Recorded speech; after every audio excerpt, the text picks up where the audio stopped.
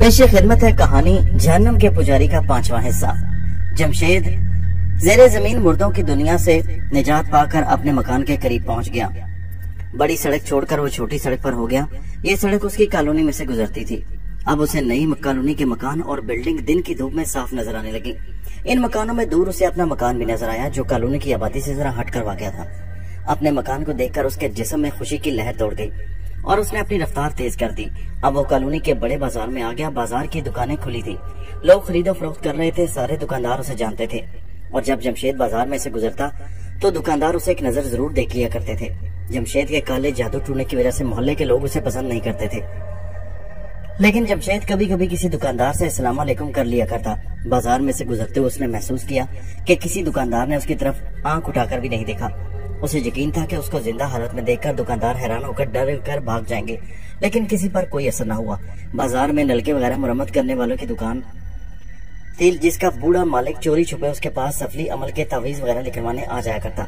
जमशेद जब उसकी दुकान के करीब से गुजरता तो बूढ़ा दुकानदार उसे जरूर सलाम किया करता। जमशेद को यकीन था कि बूढ़ा उसे जिंदा देखकर शदीद डर के मारे बेहोश हो जाएगा, लेकिन उस रोज जब वो उसकी दुकान के करीब से गुजरा तो बूढ़े दुकानदार ने उसे एक सरसरी नजर से देखा और फिर अपने काम में मसरूफ हो गया। उसने आदत के मुताबिक जमशेद से कोई सलाम दुआ भी न ली, जैसे उसने जमशेद को पहचाना ही न हो। जमशेद आगे निकल गया। बाजार के कोने में गोश्त बेचने वाले की दुकान थी। दुकान के बाहर एक कुत्ता बैठा रहता। जमशेद जब भी कसाब की दुकान के करीब से गुजरता तो ये कुत्ता उठकर उसके पास आ जाता और थोड़ी दूर उसके साथ चलकर वापस कसाब की दुकान पर चला जाता। उस रोज भी कुत्ता कसाब की दुकान के बाहर बैठा था। जमशेद उसके करीब से गुजरा तो कुत्ते ने उसकी तरफ आंख उठाकर भी न देखा। जमशेद को ताज्जुब जरूर हुआ, लेकिन वो ये सोचकर मुस्कुरा दिया कि शायद ये कुत्ता अभी तक उसे मुर्दा समझ रहा है। बाजार में से गुजरने के बाद वो एक खेत के किनारे किनारे चलता अपने मकान के दरवाजे पर आ गया। अपने मकान को देखकर उसे लगा जैसे उसे नई जिंदगी मिल गई हो। दरवाजा बंद था। उसने दरवाजे को धकेला तो वो खुल गया। उसे अपने मकान में दाखिल होने के लिए किसी से इजाजत लेने की तो जरूरत ही नहीं थी। वो मकान में दाखिल हो गया। दरवाजा खुलने की आवाज सुनकर जमशेद की मुलाजमा रानी जल्दी से कौन है कहती हुई किचन से बाहर आ गई। जमशेद दालान में आ गया। उसने रानी को देखते ही कहा, रानी मुझसे ये मत पूछना कि मैं जिंदा कैसे हो गया दोबारा, पहले मुझे कुछ खाने को दो, उसके बाद मैं तुम्हें सब कुछ बता दूंगा कि मैं कहाँ था और मेरे साथ क्या गुजरी। यकीन करो मैं मरा नहीं था बल्कि जिंदा था, मुझे जिंदा दफन कर दिया गया था। जमशेद यही तवक्को कर रहा था कि उसे देखते ही रानी की चीख निकल जाएगी और वो गश खाकर गिर पड़ेगी, लेकिन ऐसा बिल्कुल ना हुआ। उसके बजाय रानी ने हैरान होकर पूछा, तुम कौन हो भाई, और बगैर पूछे अंदर कैसे आ गए? अगर जमशेद जी से मिलने आए हो तो उनका कुछ रोज पहले इंतकाल हो गया। अब जमशेद के हैरान होने की बारी थी। उसने रानी से कहा, रानी ये तुम क्या कह रही हो? मैं जमशेद हूँ, तुमने मुझे पहचाना नहीं? लोगों ने मुझे जिंदा दफन कर दिया था, बड़ी मुश्किल से कब्र से निकल कर आया हूँ। रानी के चेहरे पर खौफ और दहशत का नामो निशान तक नहीं था। वो सिर्फ परेशान और घबराई हुई थी। कहने लगी, भाई तुम यहाँ बैठो, मैं अभी आती हूँ। जमशेद यही समझा कि उसकी पुरानी मुलाजमा रानी का शायद दिमाग चल गया है, वरना ये भी हो सकता है कि वो अपने मालिक जमशेद को ना पहचाने। उस दौरान रानी घबरा कर मकान से बाहर निकल गई थी। जमशेद अपने कमरे में चला गया। रानी मकान से निकलकर भागम भाग कसाब की दुकान पर पहुंची और कहा, हमारे घर में कोई चोर उचक्का घुस आया है, कहता है कि मैं तुम्हारा मालिक हूँ। कसाब ने यह सुना तो काम छोड़कर गद्दी से उठा और आसपास के दुकानदारों को बुलंद आवाज में कहा, रानी के घर में कोई डाकू घुस आया है, चलो उसको पकड़कर पुलिस के हवाले करते हैं, जल्दी चलो। 6-7 दुकानदार फौरन रानी के घर में पहुंच गए। रानी उनके आगे थी। देखा तो मकान का दालान खाली था। केमिस्ट शॉप वाले शाहजी ने कहा, यहाँ तो कोई नहीं है। रानी परेशानी से बोली, वो जरूर ऊपर वाले कमरे में होगा। सारे दुकानदार ऊपर वाले कमरे की तरफ भागे। कसाब ने दुकान से उठते वक्त एक छुरी अपने हाथ में पकड़ ली थी। जमशेद उस वक्त तख्तपोश पर बैठा काले जादू की एक किताब देख रहा था। अचानक इतने सारे लोगों को कमरे में दाखिल होते देखकर वो उठ खड़ा हुआ। रानी उनके आगे आगे थी।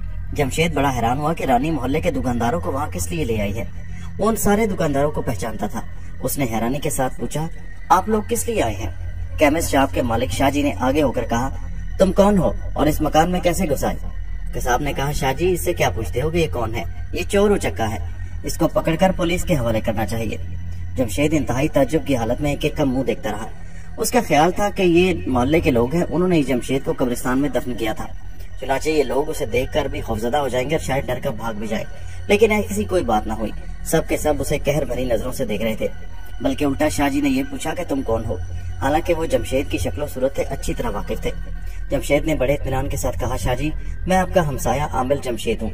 आप लोगों ने मुझे मुर्दा समझकर कब्र में दफन कर दिया, मगर मैं मरा नहीं था, जिंदा था और सख्ते की हालत में था। قبر میں دفن ہونے کے دوسرے ہی روز مجھے ہوش آ گیا اور سخت جدوجہد کے بعد میں قبر سے نکل کر اپنے گھر آیا ہوں۔ لانڈری کی دکان والے ملک صاحب بولے، شاہ جی یہ تو یا کوئی پاگل ہے اور پھر بڑا مکار چور ہے، اسے تھانے لے چلنا چاہیے۔ قصاب نے ملک صاحب کی ہاں میں ہاں ملاتے ہوئے کہا، ہاں شاہ جی اسے پکڑ کر تھانے لے چلتے ہیں، وہاں یہ اپنے آپ سب کچھ بک دے گا۔ دو آدمیوں نے فوراً جمشید کے دونوں بازو دبوچ لیے۔ جمشید نے رانی کی طرف دیکھ کر کہا، رانی تم میری پرانی ملازمہ ہو، کیا تم نے بھی مجھے نہیں پہچانا؟ تم لوگوں کو کیا ہو گیا ہے؟ میں عامل جمشید ہوں، میں مرا نہیں۔ لیکن جب وہاں ہر کوئی اسے پہچاننے سے انکار کر رہا تھا تو اس کی کون سنتا؟ سب لوگ اسے پکڑ کر علاقے کے پولیس اسٹیشن لے گئے اور کہا کہ یہ کوئی چور اچکا دہشت گرد ہے جو محلے کے عامل جمشید کے گھر گھس آیا، جسے فوت ہوئے 1 ہفتہ گزر گیا۔ تھانے میں جمشید کو زمین پر بٹھا دیا گیا اور پوچھ گچھ شروع کر دی گئی۔ اتفاق سے وہاں ایک کانسٹیبل آ گیا جس کو جمشید جانتا تھا اور جو جمشید کو جانتا تھا اور کئی بار اس کے مکان پر جادو ٹونا کروانے آیا تھا۔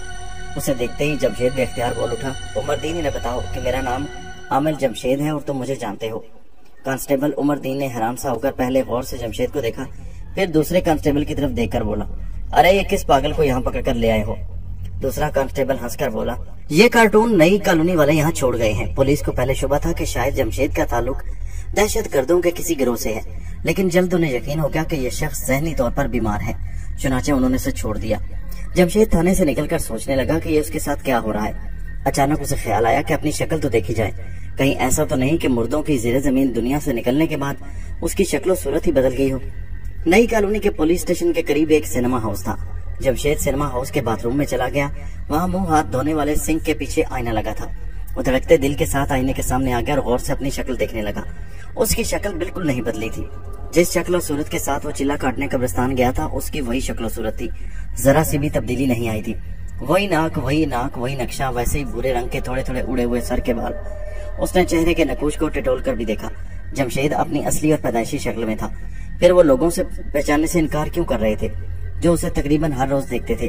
حیرت کی بات تھی کہ اس کی ملازمہ رانی نے بھی اسے نہیں پہچانا تھا۔ اپنا شک دور کرنے کے لیے صرف ایک ہی جگہ باقی رہ گئی تھی، یہ جمشید کی اکلوتی بڑی بہن تھی جو اندرون سندھ رہتی تھی۔ جمشید نے اسی وقت سندھ جانے کا فیصلہ کر لیا۔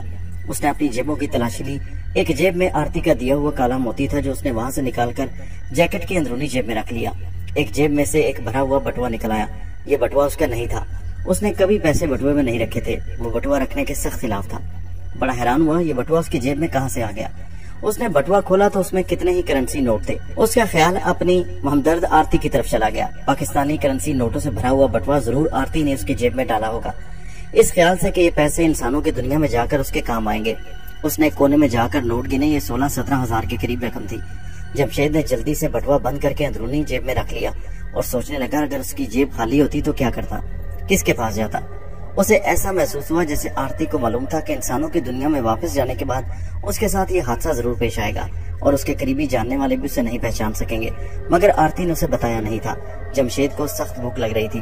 سب سے پہلے اس نے ایک ریسٹورنٹ میں بیٹھ کر کھانا کھایا، پھر ریلوے اسٹیشن کی طرف چل پڑا۔ صبح سندھ کی طرف جانے والی ٹرین اسے 2 گھنٹے کے بعد ملی، وہ ٹکٹ لے کر اس میں سوار ہو گیا۔ دوسرے دن دوپہر کے وقت اپنی بڑی بہن کے گاؤں پہنچ گیا، ڈرتے ڈرتے اپنی بہن کے مکان کے باہر آ کر کھڑا ہو گیا، دھڑکتے دل کے ساتھ دروازے پر دستک دی۔ اندر سے اس کی بہن نے ہی دروازہ کھولا اور سر پر دوپٹہ لیتے ہوئے بولی، بھائی صاحب آپ کو کس سے ملنا ہے؟ جمشید کے دل پر ایک چوٹ سی لگی، اس کی بڑی بہن نے بھی اسے نہیں پہچانا تھا۔ وہ کیا کر سکتا تھا، کیا کہہ سکتا تھا؟ بس حسرت و یاس کے ساتھ اپنی بہن کی طرف دیکھنے لگا۔ بہن جی آپ کا ایک بھائی ہے جس کا نام جمشید ہے، مجھے اس سے ملنا تھا۔ جمشید کی بہن نے اداس لہجے میں کہا، میرے بھائی جمشید کو فوت ہوئے تو 1 ہفتہ ہو گیا۔ یہ کہہ کر وہ دروازہ بند کرنے لگی تو جمشید نے ہاتھ سے دروازے کو پکڑ لیا اور بولا، آپا میں جمشید ہوں تمہارا بھائی، کیا تم نے مجھے پہچانا نہیں؟ یہ سن کر جمشید کی بہن گھبرا گئی، اس نے اندر سے اپنے خاوند کو آواز دی، ذرا باہر آنا، کوئی پاگل آیا ہے۔ جمشید کا وہاں رکنا بیکار تھا، وہ تیزی سے پلٹ کر واپس چل دیا۔ وہ ایک کھیت میں سے گزر رہا تھا کہ اس کی بڑی بہن کا خاوند اس کے سامنے آ کر غصے میں بولا، کون ہو تم بھائی اور میرے گھر کیا کرنے آئے تھے؟ جب اس کے بہنوئی نے بھی جمشید کو نہ پہچانا تو جمشید سمجھ گیا کہ کھیل ختم ہو گیا، اب کسی وضاحت کی ضرورت باقی نہیں رہی۔ ہاتھ باندھ کر کھڑا ہو گیا اور اپنی بہن کے خاوند سے بولا، سائیں میری خطا معاف کر دو، میں عامل جمشید کی تلاش میں آیا تھا۔ اس کے بہنوئی نے کہا، مگر تم تو میری بیوی کو کہہ رہے تھے کہ تم خود جمشید ہو، کیا تم کوئی پاگل ہو، کہاں سے آئے ہو؟ جمشید نے بڑے انکسار سے کہا، سائیں معاف کر دو، غلطی ہو گئی، اب اس گاؤں میں کبھی نہیں آؤں گا۔ اس کے بہنوئی نے جمشید کو برا بلا کہتے ہوئے خبردار کیا کہ اگر وہ دوبارہ اس گاؤں میں نظر آیا تو اس کی خیر نہیں ہوگی۔ کھیل واقعی ختم ہو چکا تھا، جمشید کو شدید اکیلے پن کا احساس ہوا۔ اسے لگا کہ ساری دنیا میں وہ تنہا رہ گیا، جس کو کوئی نہیں جانتا، کوئی نہیں پہچانتا۔ جمشید گاؤں کے چھوٹے سے اسٹیشن پر آ کر بیٹھ گیا اور سوچنے لگا کہ یہ اس کے ساتھ کیا ہو گیا اور آگے اس کے ساتھ کیا ہونے والا ہے۔ اچانک افریدی ڈائن کے الفاظ اس کے ذہن میں گونجنے لگے۔ جب وہ مردوں کی زیر زمین ہولناک دنیا کے آخری غار میں سے گزر رہا تھا اور افریدی ڈائن نے اس پر آخری بار اپنا کالا منتر پڑھ کر پھونکا تھا اور کہا تھا کہ میرا کالا منتر کالے اسیب کا روپ بدل کر تمہارا پیچھا کرے گا، جمشید نے غور کیا تو اسے یقین ہو گیا کہ یہ افریدی ڈائن کے کالے منتر کا ہی اثر ہے، جو کالا اسیب بن کر اس کے پیچھے لگ گیا ہے اور جس نے اسے جاننے پہچانے والوں کی آنکھوں کے آگے پردہ ڈال دیا ہے، جس پر انہیں جمشید کی اصلی شکل کی جگہ کسی دوسرے آدمی کی شکل نظر آنے لگی۔ یہ بڑا اذیت ناک انتقام تھا جو افریدی ڈائن نے جمشید سے لیا، کیونکہ شاید وہ جان گئی تھی کہ جمشید کے پاس آرتی کا دیا ہوا کالا موتی موجود ہے، جس کی موجودگی میں وہ جمشید کو ہلاک نہیں کر سکے گی۔ چنانچہ اس نے اپنا انتقام لینے کے لیے پہلا قدم یہ اٹھایا کہ جمشید کو اپنوں میں اجنبی بنا دیا اور ساری دنیا میں اکیلا رہ گیا۔ خود اس کی بہن نے اسے پہچاننے سے انکار کر دیا۔ اب جمشید کو آرتی کے کالے موتی کی حقیقی اہمیت کا احساس ہوا۔ یہ کالا موتی اس کے لیے بے حد ضروری ہو گیا تھا۔ اس نے جیب میں ہاتھ ڈال کر موتی کو ٹٹول کر دیکھا اور اسے سنبھال کر اندرونی جیب میں رہنے دیا۔ وہ سوچنے لگا کہ اب اسے کیا کرنا چاہیے۔ اس کی سمجھ میں نہیں آ رہا تھا۔ اس کا گھر بار، اس کا ماضی، اس کا کاروبار، یہاں تک کہ اس کی بہن بھی اسے چھین لی گئی۔ اس کے پاس تھوڑی بہت رقم تھی اور اس کے پاس ایک ایسا فن تھا کہ وہ جس کی مدد سے جہاں چاہے بیٹھ کر اپنی نئی زندگی شروع کر سکتا تھا۔ اسے یہ فیصلہ کرنا تھا کہ اپنا جادو ٹونے کا کام کس شہر میں جا کر شروع کرے۔ یہ ایسا کاروبار تھا وہ کسی بھی شہر، کسی بھی گاؤں میں جا کر شروع کر سکتا تھا، کیونکہ ضعیف الاعتقاد اور سیدھی راہ سے بھٹکے ہوئے لوگ ہر جگہ موجود ہوتے ہیں۔ لیکن مردوں کی زیر زمین دنیا میں گناہگار روحوں کو اپنے برے اعمال اور گناہوں کی سزا بھگتتے دیکھ چکا تھا۔ ان عبرت انگیز مناظر کو یاد کر کے جمشید کی روح کانپ گئی۔ اس نے اسی لمحے فیصلہ کر لیا کہ وہ صرف ایسے لوگوں کے لیے جادو ٹونا کرے گا جو ایسے بیمار ہوں کہ جنہیں ڈاکٹروں نے بھی جواب دے دیا ہو، جنہیں کسی اپنے گمشدہ عزیز یا بچے یا بہن بھائی کی تلاش ہو۔ وہ جادو ٹونے کے ذریعے کوئی ناجائز کام نہیں کرے گا۔ کافی سوچ بچار کے بعد وہ اس نتیجے پر پہنچا کہ سب شہر اسی کاروبار کے لیے ایک جیسے ہیں، پھر کیوں نہ وہ اسی شہر یعنی لاہور میں ہی جا کر اپنے کاروبار کو شروع کرے۔ اس شہر میں اس نے ایک عرصہ بسر کیا اور لاہور سے اسے ایک لگاؤ بھی تھا۔ اس کے علاوہ اسے وہاں آرتی سے ملنے کا بھی امکان تھا، کیونکہ آتش پرستوں کا قدیم اور ویران قبرستان بھی اسی شہر کے نواح میں تھا، جس کے نیچے مردوں کی دنیا میں اس کی آرتی سے ملاقات ہوئی۔ اسے یقین تھا کہ اب صرف آرتی ہی اس پر سے افریدی ڈائن کے کالے آسیب کا برا اثر دور کر سکتی ہے، جس کے بعد اس کے جاننے والوں میں اس کی شناخت واپس آئے گی اور وہ واپس اپنے نئے کالونی والے مکان میں جا کر اپنی پرانی گدی سنبھال سکتا ہے۔ وہ گاڑی میں سوار ہو کر لاہور آ گیا۔ ریلوے اسٹیشن کے قریب اس نے ایک درمیانے سے ہوٹل میں ایک کمرہ کرائے پر لیا اور وہیں رات بسر کی۔ دوسرے دن وہ آتش پرستوں کے اپنے منحرف قبیلے کے قدیمی ویران قبرستان کے جنوب میں کچھ فاصلے پر پرانی آبادی میں ایک پراپرٹی ڈیلر سے ملا اور اس کے ذریعے شہر کی اس پرانی آبادی کے آخری کنارے پر ایک مکان کرائے پر لیا اور اگلے روز سے اپنا تعویذ دھاگے کا کام شروع کر دیا۔ 2-4 دنوں کے بعد ہی ضعیف الاعتقاد لوگ اس کے پاس اپنی اپنی حاجتیں لے کر آنا شروع ہو گئے۔ اس نے اپنا نام بالکل نہ بدلا اور مکان کے باہر عامل جمشید کا چھوٹا سا بورڈ لگا دیا۔ اس نے تمام حاجت مندوں کو صاف صاف بتا دیا کہ وہ حاجت مندوں کی صرف جائز حاجتوں کو پورا کرنے کے واسطے تعویذ دھاگے کرتا ہے اور اس کے یہاں جادو ٹونا نہیں کیا جاتا۔ جمشید میں ایک نئی تبدیلی تھی کہ اس نے کالے جادو اور اس کے ٹونے سے ہمیشہ کے لیے توبہ کر لی۔ ہفتے کا دن قدیم زمانے کے آتش پرستوں کے ہاں مقدس دن سمجھا جاتا ہے، خاص طور پر آتش پرستوں کے منحرف قبیلے میں جس سے جمشید کا تعلق تھا اور جس کے لوگ منحرف ہونے کے بعد اپنے مردوں کو گدھوں کے حوالے کرنے کے بجائے زمین میں دفن کر کے قبر کے اوپر کھوپڑی کا نشان بنا دیتے۔ ہفتے کے دن کو بڑی اہمیت حاصل تھی۔ ان میں مشہور تھا کہ ہفتے کی رات کو مرنے والوں کی روحیں قبر سے باہر آ کر اپنے عزیز و قارب کا انتظار کرتی ہیں۔ آتش پرستوں کے جس قبرستان کی قبر میں بیٹھ کر جمشید نے افریدی ڈائن کو قابو کرنے کا چلہ ادھورا چھوڑ دیا تھا، اس قبرستان میں جمشید کا کوئی رشتہ دار یا بہن بھائی دفن نہیں تھا۔ یہ قبریں سینکڑوں برس پرانی تھی اور ان کی قبروں میں دفن ہونے والوں کے رشتہ داروں میں سے کوئی زندہ نہیں تھا۔ لیکن جمشید ہر ہفتے کی رات کو چپکے سے ویران قبرستان میں چلا جاتا۔ وہ قبرستان میں داخل نہیں ہوتا تھا بلکہ اس کی شکستہ چار دیواری کے باہر رہ کر قبرستان میں جھانک کر دیکھ لیا کرتا کہ کہیں کسی جگہ آرتی موجود تو نہیں۔ اگرچہ آرتی نے اسے کہہ دیا کہ جو ہی اس کا جنم کا چکر پورا ہوگا وہ خود بخود انسانوں کی دنیا میں اس سے آ کر ملے گی، لیکن جمشید پر کالے آسیب کے بد اثر سے اس کی شناخت جو کھو چکی تھی اس سے جمشید پریشان تھا اور وہ آرتی کا شدت سے انتظار کر رہا تھا۔ اسے ڈر تھا کہ افریدی ڈائن اس پر دوسرا حملہ بھی کرے گی اور کچھ پتہ نہیں کہ اس بار اس کی ایک ٹانگ یا ایک بازو ہی غائب کر دے یا اسے اندھا کر دے۔ अफरीती डायन अगर उसे काले मोती की वजह से हलाक नहीं कर सकी थी तो उसे किसी शदीद मुसीबत में जरूर मुब्तला कर सकती थी। आतिश परस्तों की ज़ेरे ज़मीन शैतानी दुनिया में अफरीती डायन अपने दुश्मन जमशेद के फरार हो जाने की वजह से सख्त पेचोताप खा रही थी। उसका कोई बस नहीं चलता था।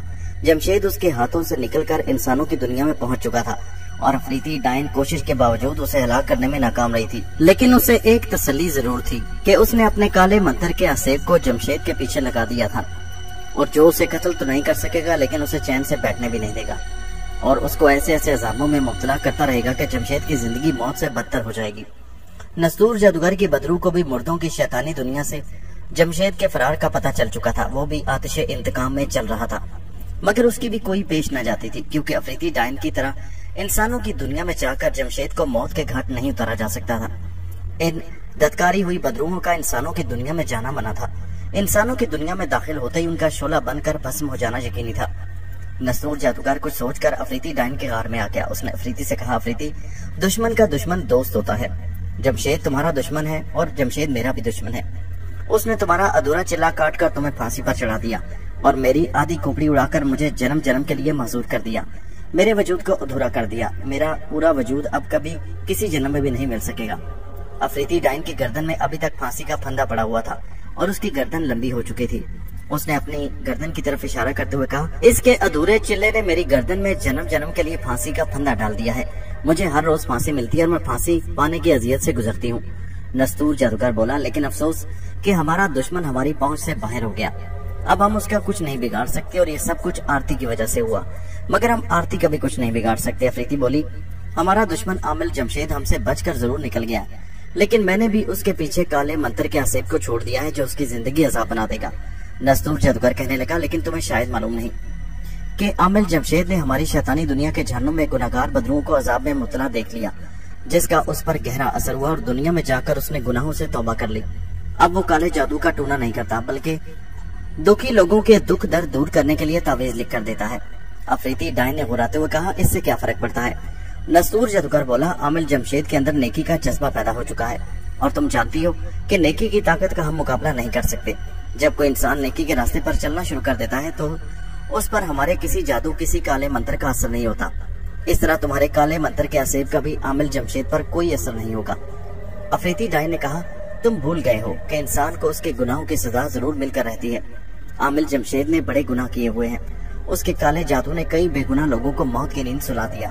उसके जादू टूने से कई माओं के इकलौते बेटे पैदा होने के चंद रोज बाद मर गए। उसको इन घिनौने जुर्म की सजा मिलकर रहेगी। मेरे काले मंत्र का असेब आमिल जमशेद को उसके ही गुनाहों की सजा देगा। अभी उसके अमाल की किताब का सिर्फ एक वर्ग नेकी के जज्बे से पाक हुआ है, बाकी सारी किताब गुनाहों की स्याही में लिपटी है। उसको अपने गुनाहों की सजा के अमल से गुजरना ही पड़ेगा और मेरा काला मंत्र साए की तरह उसके पीछे लगकर उसके अजाब में इजाफा करता रहेगा। नस्तूर जादूगर बोला, अफरीती, तुमने ऐसी बात की है कि अब मेरी तसल्ली हो गई। अब मुझे यकीन हो गया है कि हमारा दुश्मन इंसानों की दुनिया में जाकर भी हमारे इंतकाम की आग की जद में होगा और अब दुश्मन को जलता देखकर हमारी कुछ न कुछ तसल्ली होती रहेगी। अफरीती डायन कहने लगी, मैं उसे इस तरह भी नहीं छोड़ूंगी। मेरे काले मंत्र का असेब उसे वर्गला कर किसी न किसी तरह तुम्हारी कब्र के पास लाने की कोशिश करता रहेगा। एक बार आमिल जमशेद अगर तुम्हारी कब्र के करीब आ गया तो फिर उसे खींचकर मुर्दों की दुनिया में वापस लाना मेरा काम होगा, और अब अगर वो हमारे कब्जे में आ गया तो फिर आरती तो क्या, आरती की माता बिच्छू वाली भी आमिल जमशेद को हमारी इंतकाम की आग से नहीं बचा सकेगी। नस्तूर जादूगर बोला, मगर आरती का काला मोती अभी तक आमिल जमशेद के पास मौजूद है और उसकी मौजूदगी हमें उसको हलाक नहीं कर सकते। अफरीती डायन ने कहा, उसकी तुम फिक्र न करो, ये काम मेरे काले मंत्र का असेब करेगा। तुम्हारे कब्र पर लाने से पहले वो जमशेद से आरती का काला मोती अपने कब्जे में कर चुका होगा। नस्तूर जादूगर कहने लगा, अगर ऐसा हो जाए तो मैं अपने दुश्मन को अपनी कब्र पर ही हलाक कर दूंगा। अफरीती डायन ने मकरू कहका लगाते हुए कहा, बेफिक्र रहो, मैं उससे पहले ही आमिल जमशेद के जिस्म को टुकड़े टुकड़े कर चुकी होंगी। नस्तूर जादूगर बोला, बस अब मेरी तसल्ली हो गई। मैं अपनी कब्र में जाता हूँ और अपने दुश्मन का इंतजार करना शुरू कर देता हूँ। अफरीती डायन ने कहा, तुम्हें ज्यादा देर इंतजार नहीं करना पड़ेगा। और फिर नस्तूर जादूगर गायब हो गया। उसके जाने के बाद अफरीती डायन ने अपनी मुट्ठी जोर से बंद की और सामने गार की तरफ, दीवार की तरफ देखकर चीख मारकर एक मंत्र पड़ा और फिर मुट्ठी खोल दी। उसकी मुट्ठी में राख थी। उसने दूसरी चीख के साथ ही राख दीवार की तरफ उछाल दी और गरज कर कहा, मेरे काले मंत्र के असेब मेरे सामने आ। दीवार पर बिजली की सी चमक पड़ी और फिर उसमें से एक साया निकल कर अफरीती के सामने आ गया।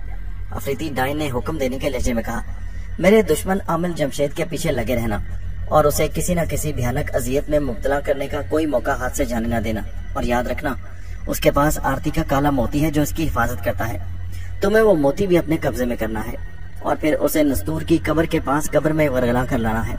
آصیب کے سائے نے سر جھکا دیا اور زبان سے کچھ نہ کہا۔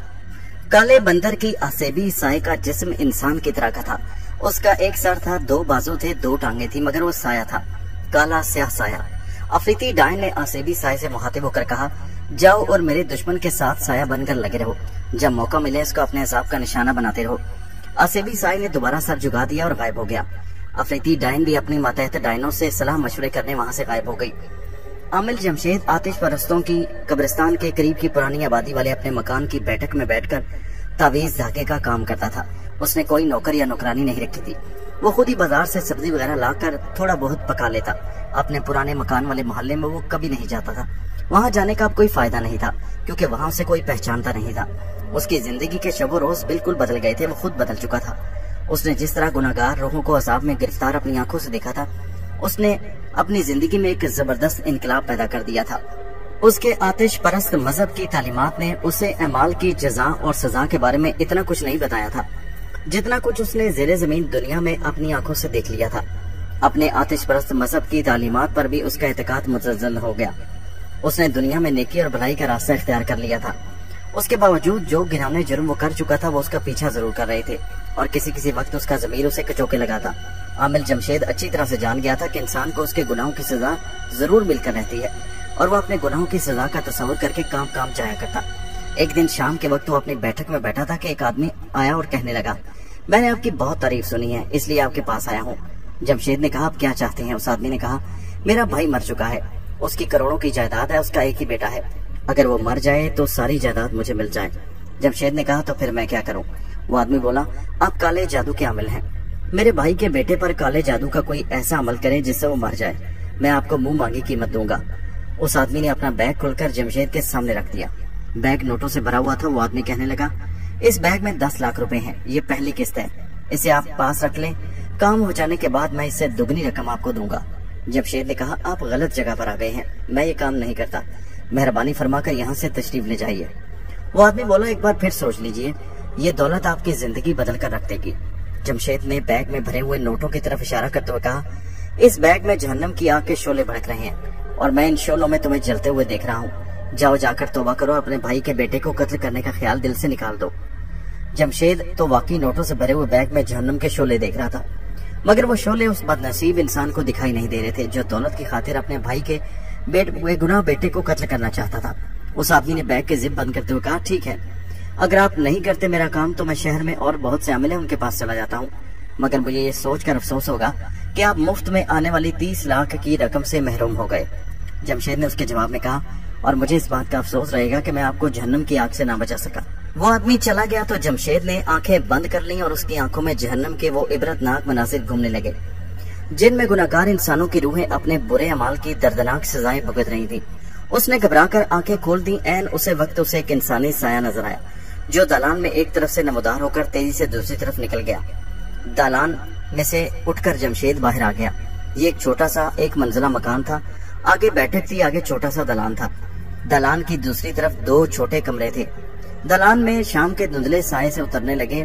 جمشید نے دالان میں چاروں طرف دیکھا مگر وہاں اسے کوئی انسان یا کوئی سایہ دکھائی نہ دیا۔ اس نے اپنا وہم سمجھا اور واپس بیٹھک میں آ کر بیٹھ گیا، لیکن یہ اس کا وہم نہیں تھا، یہ افریتی ڈائن کے کالے منتر کا حسیبی سایہ تھا جو جمشید کے پیچھے لگ چکا تھا۔ جمشید نے آرتی کے دیے ہوئے کالے موتی کو چمڑے کے غلاف میں منڈ کر اس کا چھوٹا سا تعویذ بنا کر اپنے گلے میں ڈال رکھا تھا۔ آرتی نے زیر زمین مردوں کی دنیا سے نکلتے وقت جمشید کو یہ موتی دیا تھا اور کہا تھا کہ اسے ہمیشہ اپنے پاس رکھنا، یہ تمہیں دنیا اور زیر زمین دنیا کی بدروحوں سے بچا کر رکھے گا۔ چنانچہ اس نے کالے موتی کا تعویذ بنا کر اپنے گلے میں ڈال لیا تھا۔ اور اسرار سائے کی موجودگی کا احساس ہونے کے بعد جمشید کا ہاتھ خود بخود اپنی گردن کی طرف چلا گیا۔ کالے موتی کا تعویذ اس کے گلے میں تھا۔ بس یوں ہی وہ اپنی تسلی کرنا چاہتا تھا کیونکہ اسے معلوم تھا کہ اگرچہ نستور جادوگر اور افریتی ڈائن انسانوں کی دنیا میں داخل نہیں ہو سکتے، لیکن وہ کسی بدلو کے ذریعے اسے اپنے انتقام کا نشانہ بنا سکتے ہیں۔ اس نے اپنی کتابیں سمیٹ کر الماری میں رکھی اور چھوٹے سے باورچی خانے میں آ کر کھانا پکانے لگا۔ سردی بہت بڑھ گئی تھی۔ جمشید نے بند گلے کا سویٹر پہن رکھا تھا۔ پھر ایسا ہوا اچانک کہ شہر کے آسمان پر بادل جمع ہونا شروع ہو گئے اور سرد ہوائیں چلنے لگی۔ जमशेद ने बावर्ची खाने का दरवाजा बंद कर लिया और खिड़की खोलकर देखने लगा। ये खिड़की दलान की तरफ खुलती थी। थोड़ी देर बाद बिजली चमकी और बादलों की गरज सुनाई दी। उसके बाद बारिश शुरू हो गई। जमशेद ने खिड़की के बाहर बाहें फैलाकर देखा। बारिश बूंदाबांदी की शक्ल में हो रही थी। जमशेद खामोशी से खाना पकाता रहा। जब खाना तैयार हो गया तो वहीं किचन में बैठकर उसने थोड़ा बहुत खाना खाया और किचन से निकलकर बूंदाबांदी में से दलान से गुजरकर अपनी बैठक में आ गया। उसने बैठक में एक चारपाई पर अपना बिस्तर लगा रखा था और रात को वहीं सोता था। सर्दी खूब पड़ रही थी। जमशेद बिस्तर में घुस गया और लिहाफ घुटनों के ऊपर करके टेबल लैंप जलाकर एक किताब का मुताला करने लगा। उसके मकान के इर्द गिर्द कोई दूसरा मकान नहीं था। ये पुरानी आबादी के कोने का आखिरी मकान था और आबादी से थोड़ा दूर वाक़या था। जमशेद को बाहर से हल्की हल्की बारिश की आवाजें आ रही थी। बैठक के दरवाजे को बंद करके उसने अंदर से कुंडी लगा दी। उसके पांव की जानिब एक छोटी सी खिड़की थी जो बाहर कुछ फासले पर आतिश परस्तों के वीरान कब्रिस्तान की एक तरफ खुलती थी, मगर उस वक्त खिड़की बंद थी। जैसा कि हम पहले बता चुके हैं कि जमशेद ने आतिश परस्तों के कब्रिस्तान के करीब मकान इसलिए लिया था कि शायद वहां आरती से उसकी मुलाकात हो जाए, क्योंकि आरती ने वादा किया था कि जब उसके जन्म का चक्र पूरा हो गया तो वो उससे मिलने एक बार इंसानों की दुनिया में आएगी। जमशेद ने सिराने के नीचे से घड़ी निकालकर वक्त देखा। उस वक्त रात के 8 बजने वाले थे।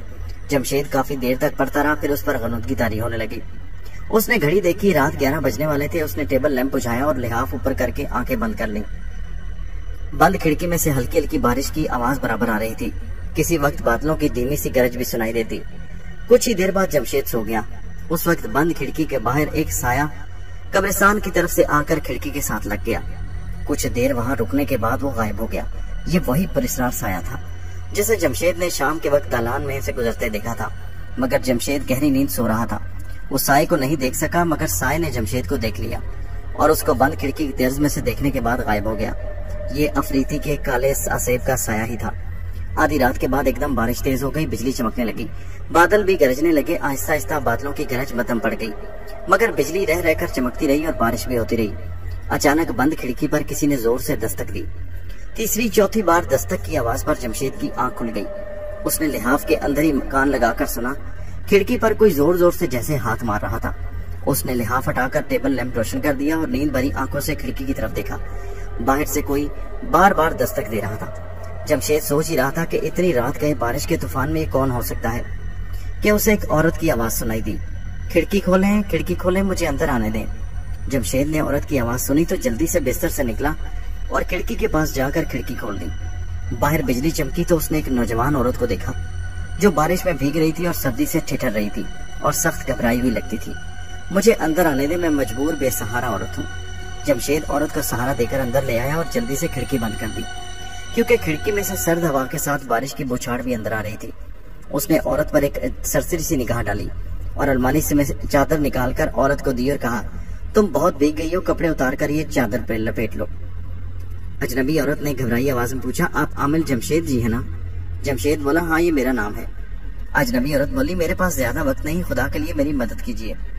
जमशेद ने कहा, बीबी अगर मैं तुम्हारी मदद कर सका तो जरूर करूंगा, लेकिन पहले ये गिले कपड़े बदल लो, नहीं तो सर्दी की वजह से तुम्हें नमूनिया होने का डर है। औरत ने हाथ बांध दिए और परेशान लहजे में बोली, मैं आपके आगे हाथ जोड़ती हूँ, मेरे खामन को बचा लें, उसे मौत के मुंह में जाने से बचा लें। नौजवान औरत ने अपना चेहरा दोनों हाथों में छुपा लिया और सिसकियां भर कर रोने लगी। जमशेद खामोशी से उसे देखता रहा, फिर तसल्ली अमेज लहजे में बोला, बीबी मुझे बताओ तुम कौन हो, कहाँ से आई और आखिर क्या मुसीबत तुम पर पड़ी? नौजवान औरत ने चेहरा ऊपर करके चादर से आंसू पोंछे और बोली, भाईजान मैं एक मुसीबत में फंस चुकी हूँ जिसमें से सिर्फ आप ही मुझे निकाल सकते हैं। अगर आपने मेरी मदद ना की तो मेरा खामद जिंदा नहीं बचेगा और फिर मैं भी मर जाऊंगी।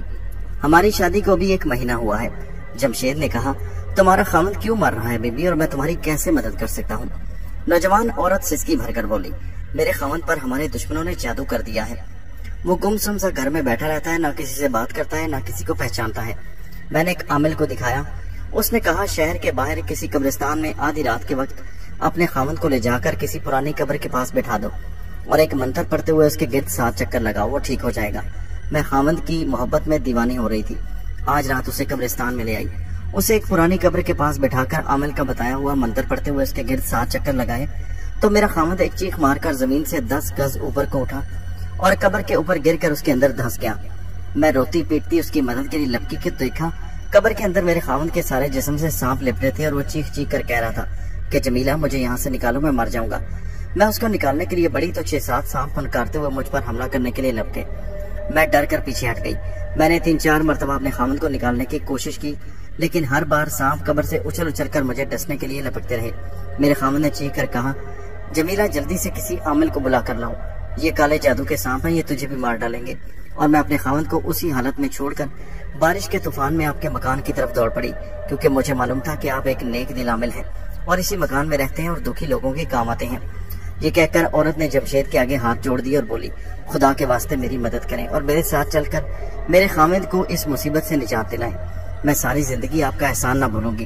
جمشید کے دل پر اس مصیبت زدہ عورت کی آہذاری کا بڑا اثر ہوا۔ اس نے کہا، بی بی گھبراؤ نہیں، میں تمہارے ساتھ چلتا ہوں۔ جمشید نے کھڑکی میں سے سر باہر نکال کر دیکھا، بارش رک چکی تھی۔ اس نے اسی وقت عورت کو ساتھ لیا اور مکان کو تالا لگا کر اس کے ساتھ سرد رات کی تاریکی میں چل پڑا۔ کافی آگے جا کر اس نے عورت سے پوچھا، بی بی تمہارا خاوند کس قبرستان میں پڑا ہے؟ عورت نے بائیں جانب اشارہ کیا اور بولی، وہ سامنے درختوں کے پاس جو قبرستان ہے وہاں ایک قبر کے گڑھے میں گرا تھا۔ جمشید ایک لمحے کے لیے سوچ میں پڑ گیا۔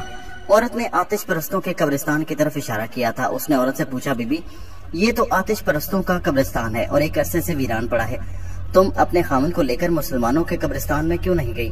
نوجوان عورت نے جواب دیا، جس عامل نے مجھے کالے جادو کا اتار کا چلہ بتایا تھا اس نے خاص طور پر اسی قبرستان میں جانے کے لیے کہا تھا۔ اس کے بعد اس نے رونا شروع کر دیا۔ روتے روتے بولی، مجھے کیا خبر تھی کہ اس قبرستان میں موت میرے خاوند کا انتظار کر رہی ہے۔ جمشید کے دل میں اس وقت اس مصیبت زدہ عورت کی مدد کرنے کے جذبے کے سوا دوسرا کوئی خیال نہیں تھا، لیکن جب وہ اجنبی عورت کے ساتھ رات کے تاریک سناٹے میں آتش پرستوں کے ویران قبرستان کی 4 دیواری میں داخل ہوا تو اسے اچانک آرتی کے الفاظ یاد آ گئے۔ آرتی نے اسے جیسے وقت کہا تھا اپنے آباء و اجداد کے قبرستان کی 4 دیواری میں داخل ہونے کی غلطی نہ کرنا۔ جمشید ان الفاظ کو یاد کر کے وہیں رک گیا اور عورت سے کہنے لگا، بی بی میں تمہیں کالے جادو کا ایک منتر بتاتا ہوں، تمہارا خاوند جس قبر میں گرا ہوا ہے اس قبر پر جا کر یہ منتر پڑھ کر پھونک دینا، تمہارا خاوند زندہ سلامت باہر آ جائے گا۔ عورت ہاتھ جوڑ کر زاروں کے تار رونے اور جمشید کی منتیں کرنے لگی، خدا کے لیے آپ منتر پڑھ کر پھونکے، میں آپ کے پاؤں پڑتی ہوں۔ اور عورت جمشید کے پاؤں پر گر پڑی۔ جمشید جلدی سے پیچھے ہٹ گیا اور بولا، یہ کیا کرتی ہو بی بی، مجھے گناہگار نہ کرو، جیسا میں نے کہا ہے ویسا کرو، میں تمہیں منتر بتائے دیتا ہوں، تمہیں کچھ نہیں ہوگا۔ مگر عورت تو جمشید کے پاؤں میں لوٹنے لگی اور پھر لوٹتے لوٹتے کھڑی ہو گئی اور اس کا قد ایک دم 10-15 گز لمبا ہو گیا اور اس کا چہرہ بھیانک ہو گیا۔ اس نے ایک خوفناک چیخ مار کر جمشید کو ایک قبر کی طرف دھکا دیا جو وہاں سے بمشکل 10 فٹ کے فاصلے پر تھی۔ جمشید قبر کے اوپر گرنے ہی والا تھا کہ کسی غیبی طاقت نے اسے نیچے سے سہارا دے کر اوپر اٹھا لیا، پھر اتنی زور سے اوپر کو اچھالا کہ جمشید قبرستان کی دیوار کے پاس آ کر گرا۔ اس نے جلدی سے اٹھ کر بھیانک شکل والی عورت کی طرف دیکھا۔ وہ عورت قبر کے پاس کھڑی دونوں بازو پھیلائے حلق سے دہشت ناک آوازیں نکال رہی تھی، جیسے کسی شدید اذیت میں مبتلا ہو۔ پھر اچانک ایک سیاہ سایہ اس کے جسم سے نکل کر قبرستان کی طرف بڑھا اور قبروں کے اوپر پھیلی ہوئی تاریکی میں غائب ہو گیا۔ سائے کے جدا ہوتے ہی عورت بھی غائب ہو گئی۔ جمشید قبرستان کی اندھیری سرد رات میں شکستہ دیوار کے پاس کھڑا سہمی ہوئی نگاہوں سے اس قبر کو دیکھ رہا تھا، جس کے اوپر 10-15 گز لمبی چڑیل جیسے چہرے والی عورت تھوڑی دیر پہلے کھڑی اس کی طرف قہر بھری نظروں سے دیکھتے ہوئے حلق سے ڈراؤنی آوازیں نکال رہی تھی، اور جس کے جسم سے ایک سایہ نکل کر قبرستان کے اندھیروں میں گم ہو گیا تھا۔ تب سب کچھ جمشید کی سمجھ میں آ گیا۔ یہ سایہ وہی تھا جس کو اس نے شام کے وقت اپنے مکان کے دالان میں ایک طرف سے دوسری طرف جاتے ہوئے دیکھا تھا۔ وہ سمجھ گیا کہ یہ افریتی ڈائن کی بھیجی ہوئی کسی بدرو کا سایہ ہے جو مصیبت زدہ عورت کے روپ میں اس کے پاس آیا اور انتہائی مکاری کے ساتھ اسے بیلا پھسلا کر قبرستان نستور جادوگر کی قبر کے پاس لے آیا۔ جمشید نے اس قبر کو بھی پہچان لیا تھا۔ یہ وہی نستور جادوگر کی قبر تھی جس میں بیٹھ کر اس نے افریتی ڈائن کو قابو کرنے کا ادھورا چلا کیا تھا۔ جمشید فوراً قبرستان کی 4 دیواری سے باہر نکل آیا۔ اب وہ بے حد محتاط ہو گیا تھا۔ اس نے اپنی آنکھوں سے دیکھ لیا تھا کہ ایک بدرو کا سایہ اس کا پیچھا ہی نہیں کر رہا بلکہ اسے ہلاک کرنے کی کوشش بھی کر رہا ہے۔ یہ منحوس سایہ افریتی ڈائن ہی اس کے پیچھے لگا سکتی ہے۔ وہ گھر جا کر کافی دیر غور کرتا رہا۔ آخر اس نے فیصلہ کیا کہ وہ اپنے گھر سے بہت کم باہر نکلے گا اور جو حاجت مند اس کے پاس تعویذ وغیرہ لینے کو آتے ہیں ان سے ہوشیار رہے گا اور کسی کے ساتھ کہیں نہیں جائے گا۔ آرتی کا دیا ہوا کالا موتی اس کے گلے میں تعویذ کی شکل میں موجود تھا، مگر اب اسے اس پر بھی زیادہ بھروسہ نہیں رہا۔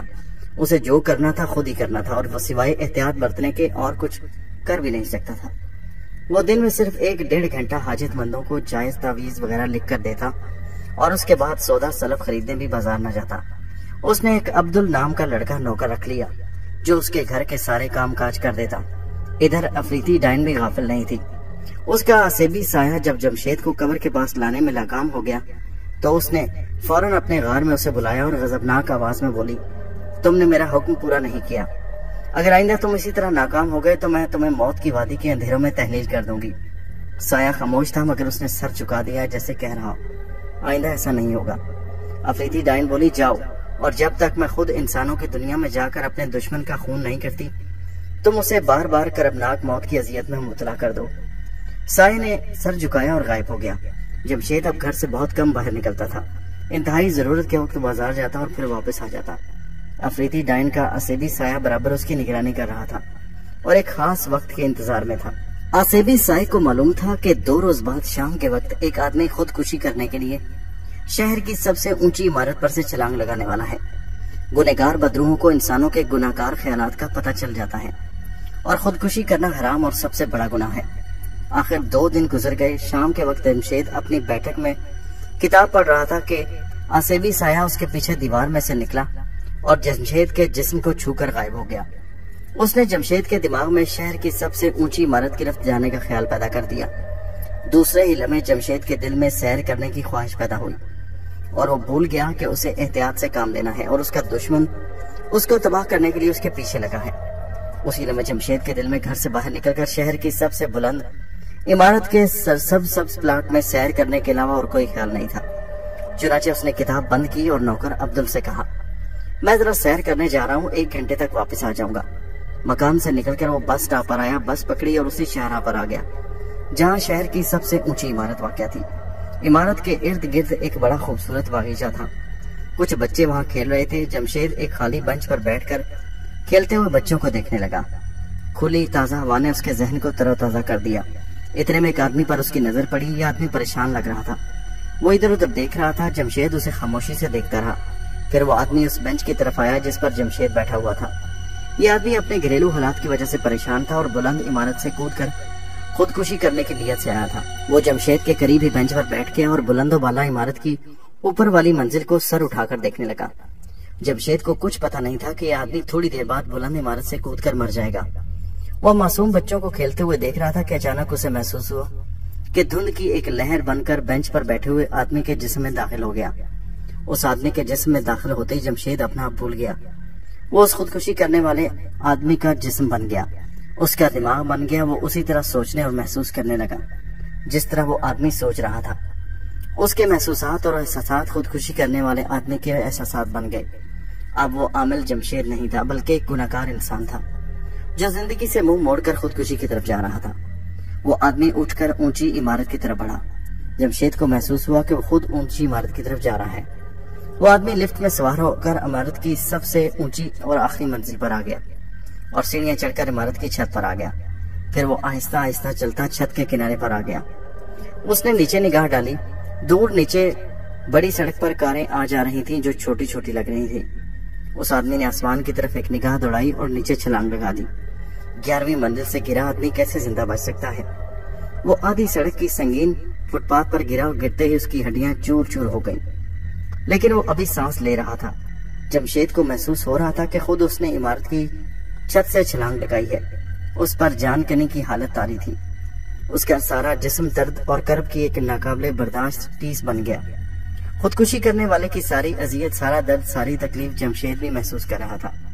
لوگ اس کے ارد گرد جمع ہو گئے۔ پھر اسے محسوس ہوا کہ اسے اٹھا کر کسی گاڑی میں ڈالا جا رہا ہے۔ گاڑی چل پڑی۔ گاڑی کے ہچکولے اس کی جان گنے کی شدید تکلیف میں اضافہ کر رہے تھے۔ جمشید کو ایسے لگ رہا تھا جیسے کسی نے اس کے سارے جسم میں نوکیلی سلاخیں آر پار کر دیں۔ پھر اس کو جھٹکے لگنے لگے۔ گاڑی ایک جگہ رک گئی۔ اسے اسٹریچر پر ڈال کر ہسپتال میں ایک بستر پر لٹا دیا گیا۔ جمشید کو ناقابل برداشت درد کے جھٹکے لگ رہے تھے جیسے اس کی جان نکل رہی ہو۔ اچانک اسے ایک زبردست جھٹکا لگا اور اس کے ساتھ ہی جمشید نے محسوس کیا کہ وہ خودکشی کرنے والے بدقسمت شخص کے جسم سے الگ ہو گیا ہے۔ اسے اپنا دھند کی لہر کی شکل میں دکھائی دے رہا تھا۔ دھند کی اس لہر کو وہاں پر موجود کوئی ڈاکٹر یا نرس نہیں دیکھ رہی تھی۔ جمشید اپنے آپ کو خواب میں محسوس کر رہا تھا۔ پھر اس نے محسوس کیا کہ وہ کسی دوسرے جسم میں داخل ہو گیا۔ اس نے آنکھیں کھول دی اور دیکھا کہ وہ گھاس پر لیٹا ہے۔ وہ جلدی سے اٹھ کر بیٹھ گیا۔ چاروں طرف نگاہ دوڑائی۔ یہ کوئی ہسپتال تھا۔ ایک آدمی کو اسٹریچر پر ڈال کر ایک طرف لے جایا جا رہا تھا۔ جمشید کا اپنے احساسات اور محسوسات واپس آ گئے۔ وہ غور کرنے لگا کہ اسے کیا ہو گیا تھا۔ اسے وہ سارا کرب اور اذیت یاد آ رہی تھی جو اس نے خودکشی کرنے والے آدمی کے ساتھ برداشت کی تھی۔ تب وہ سمجھ گیا فوراً کہ افریتی ڈائن نے کسی بدرو کے ذریعے سب کچھ کیا۔ وہ اسے مار تو سکتی نہیں تھی، لیکن اس نے جمشید کو موت کی اذیت میں سے گزار دیا۔ اس طرح سے جمشید ایک بار خودکشی کی موت مر کر اس درد انگیز موت کی ساری تکلیفیں برداشت کرنے کے بعد دوبارہ زندہ وجود میں واپس آ گیا۔ یہ خیال کر کے جمشید دہشت زدہ ہو گیا کہ افریتی کی بدرو اس سے اس طرح بھی انتقام لے سکتی ہے۔ اس کا مطلب تھا کہ وہ جمشید کو ہر مرنے والے کے ساتھ مار کر اسے بار بار موت کی اذیت سے گزارے گی۔ وہ گھبرا کر وہاں سے اٹھ کر گھر آ گیا۔ مکان میں آ کر اس نے اپنے آپ کو بیٹھک میں بند کر لیا اور سوچنے لگا کہ افریتی ڈائن کے اس المناک انتقام سے کیسے بچایا جا سکتا ہے۔ جس وقت افریتی ڈائن کے کالے منتر کا سیبی سایہ اس پر حملہ کرتا تو جمشید اس کے آگے بے بس ہو جاتا۔ اس کے پاس کوئی طلسمی طاقت نہیں تھی جس سے وہ اس کا مقابلہ کر سکتا اور اپنے ہوش و حواس میں رہتا۔ اسے تو پتہ بھی نہیں چلا اور وہ دھند کی ایک پتلی لہر میں تبدیل ہو کر خودکشی کرنے والے آدمی کے جسم میں داخل ہو کر اس کے جسم کا ایک حصہ بن گیا اور اسی کی طرح سوچنے لگا۔ جمشید آتش پرستوں کے قبیلے سے تعلق رکھتا تھا۔ اگرچہ زیر زمین گناہ گار روحوں کو عذاب میں مبتلا دے کر اگنی دیوتا پر سے اس کا یقین اٹھ گیا اور وہ ایک عظیم ربی طاقت کا قائل ہو گیا جس کا کوئی شریک نہیں تھا، لیکن اس کے باوجود اس پر ابھی تک آتش پرستوں کے مشرکانہ خیالات کا اثر باقی تھا۔ چنانچہ اسے آرتی کا خیال آیا۔ وہ یہی سمجھ رہا تھا کہ اس وقت آرتی اسے آسیبی سائے کے عذاب سے نجات دلا سکتی ہے، مگر آرتی تو انسانوں کی دنیا سے دور زیر زمین شیطانی دنیا میں رہ رہی تھی اور اپنے جنم کا آخری چکر پورا کیے بغیر انسانوں کی دنیا میں جمشید سے ملنے نہیں آ سکتی تھی۔ اس لمحے جمشید نے محسوس کیا کہ وہ دشمنوں سے بری دنیا میں بے یارو مددگار اکیلا رہ گیا ہے۔ دشمن چاروں طرف سے اس پر وار کر رہے ہیں اور اسے بچانے والا کوئی نہیں۔ اسے اپنے وہ گناونے گناہ یاد آنے لگے جو اس نے جادو ٹونے کی وجہ سے اس سے سردرد ہو چکے تھے۔ اگرچہ وہ آئندہ گناہ کرنے سے توبہ کر چکا تھا، مگر اس کے پچھلے گناہ اذیت ناک کانٹے بن کر اس کے ضمیر کو آلودہ کر رہے تھے۔ نستور جادوگر کی بدرو کو معلوم ہو گیا کہ اس کا دشمن عامل جمشید اگرچہ مرا نہیں، لیکن وہ ایک دردناک موت کی ساری اذیت برداشت کر چکا ہے، اور افریتی ڈائن اپنے آسیبی سائے کی مدد سے جمشید کو ایک بار پھر کسی انتہائی تکلیف دہ موت کے مرحلے میں سے گزارنے کی تیاریاں کر رہی ہے۔ وہ اسی وقت افریتی ڈائن کے غار میں پہنچ گیا۔ لمبی گردن والی افریتی ڈائن کی گردن میں پھانسی کا پھندا لٹک رہا تھا۔ اس نے نستور جادوگر کو دیکھا تو اپنی لمبی گردن پر ہاتھ پھیر کر بولی، نستور، میں نے تمہارے اور اپنے دشمن کو ایک بار مار ڈالا ہے، اب اسے دوسری بار مارنے والی ہوں۔ میں اسے ہر بار ایسی موت ماروں گی کہ جس کی تکلیف اس کی برداشت سے باہر ہوگی۔ زندگی میں تو اسے ایک بار مرنا ہی تھا، مگر میں اسے دوبارہ ماروں گی۔ اور افریتی ڈائن نے ایک ڈراؤنا کہکا لگایا۔ نستور جادوگر کی بدرو نے خوش ہو کر کہا، افریتی، تم میرے اور اپنے دشمن سے ایسا انتقام لے رہی ہو کہ جو میں بھی نہیں لے سکتا۔ میں نے تو اسے ایک بار ہی ہلاک کرنا تھا، اس کے بعد عامل جمشید کی جان چھوٹ جاتی، لیکن تم اسے بار بار موت کے حوالے کر رہی ہو۔ افریتی، تم میرے آتش انتقام کو ٹھنڈا کر رہی ہو، مجھے بڑی تسکین مل رہی ہے۔ عامل جمشید نے مجھے جو نقصان پہنچایا وہ تو پورا نہیں ہو سکتا، میری آدھی کھوپڑی مجھے واپس نہیں مل سکتی، لیکن میں خوش ہوں کہ میرا دشمن ایک ایسی اذیت میں گرفتار ہو چکا ہے جس سے اسے قیامت تک چھٹکارا نہیں مل سکتا۔ افریتی ڈائن بولی، نستور، تمہیں میری طاقت کا اندازہ ہی نہیں، آرتی کو بھی میری طاقت کا اندازہ نہیں۔ اب اسے معلوم ہو گیا ہوگا کہ اس کا کالا موتی بھی عامل جمشید کو مجھ سے نہیں بچا سکتا۔ نستور کی بدرو نے کہا، افریتی، تم مہان ہو، میں تمہاری طاقت کو مان گیا۔ یہ بتاؤ کہ اب ہمارے دشمن کے ساتھ تم کیا سلوک کرنے والی ہو؟ افریتی ڈائن نے اپنی گردن پر ہاتھ پھیر کر بولی، میرے دشمن نے مجھے پھانسی پر چڑھایا تھا، اب میں اسے پھانسی پر لٹکاؤں گی۔ میں دیکھتی ہوں جمشید کو کون اس کربناک موت سے بچاتا ہے۔ نستور جادوگر نے کہکا لگا کر کہا، شاباش افریتی، شاباش، تم نے بالکل ٹھیک سوچا، اپنے دشمن کی اس موت کا میں بھی بڑے شوق سے نظارہ کروں گا۔ اور نستور جادوگر کی روح کہکا لگا کر غائب ہو گئی۔ عامل جمشید نے اب بالکل اپنے آپ کو گھر میں بند کر لیا، وہ کسی بھی وقت مکان سے باہر نہیں نکلتا تھا۔ نستور کی بدرو اور افریتی ڈائن کا خوف موت کا خوف بن کر اس کے ذہن پر چھا گیا تھا۔ دن کے وقت بھی اس نے نوکر عبدل کو ہدایت کر دی کہ وہ مکان کا دروازہ ہر وقت اندر سے بند رکھے اور اس کی اجازت کے بغیر کسی کو مکان میں داخل نہ ہونے دے۔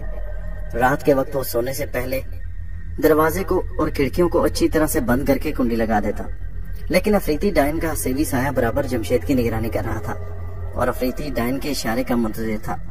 اب ایسا ہوا کہ سینٹرل جیل میں ایک سنگ دل قاتل کو پھانسی کی سزا ملنے والی تھی اس نے زمین اور جائیداد حاصل کرنے کے لالچ میں 4 بے گناہ انسانوں کو بڑی درندگی سے قتل کر دیا اور اسے موت کی سزا سنا دی گئی۔ اس نے اپنے وکیل کے ذریعے ہائی کورٹ میں اپیل کی۔ ہائی کورٹ نے اس کی سزا بحال رکھی۔ قاتل نے سپریم کورٹ میں اپیل کر دی، وہاں سے بھی اس کی موت کی سزا بحال رہی۔ اس نے صوبے کے گورنر کے آگے رحم کی اپیل کی جو نامنظور ہو گئی۔ اس نے وکیل کے ذریعے صدر مملکت کے آگے رحم کی اپیل کی، مگر وہاں بھی اس کی اپیل مسترد کر دی گئی اور اس کا بلیک وارنٹ جاری ہو گیا اور پھانسی کی تاریخ مقرر کر دی گئی۔